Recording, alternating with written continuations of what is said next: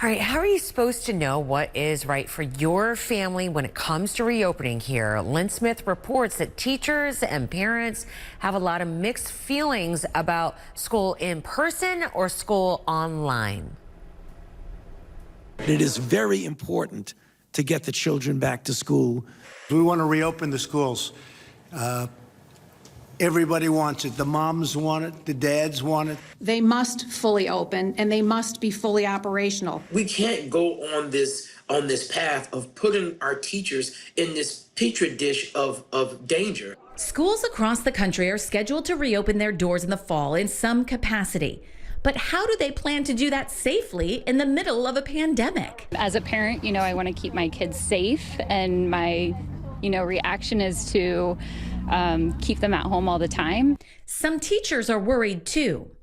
For so long, teachers have been left out of decision-making tactics. We need to have specific plans in place so that I am not exposing myself to this pandemic. Last month, before the most recent surge in cases, the American Academy of Pediatrics released guidelines pushing for schools to reopen, saying the mental and physical benefits of being in a classroom are crucial to a child's development. Dr. Jennifer Caudle, a family physician, says there's no one-size-fits-all solution for sending kids back to school because every situation is different. The social, psychological, physical well-being, educational well-being of our children is very, very important.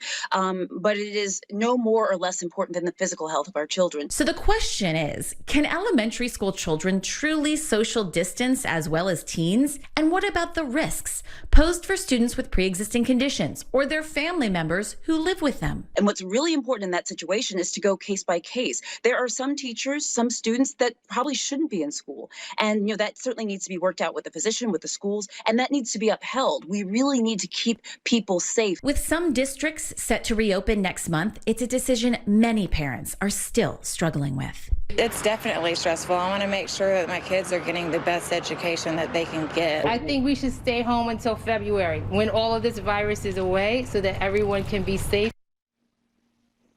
So you see, Robin, there, it is so hard. Many parents feel differently about this, and ultimately it is going to be up to state and local governments to make the decision. We have been hearing in recent weeks, because of the surges in some cities, that they've pushed back the start date for some schools.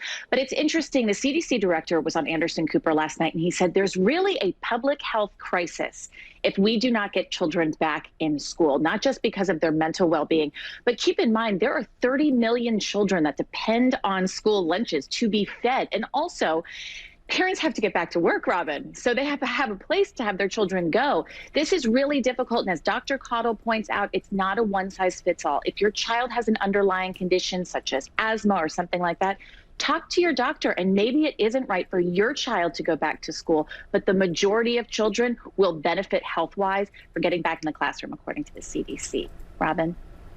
Lynn, you know what? Easier said than done, right? Easier said than done, for sure. Thank you. Appreciate it.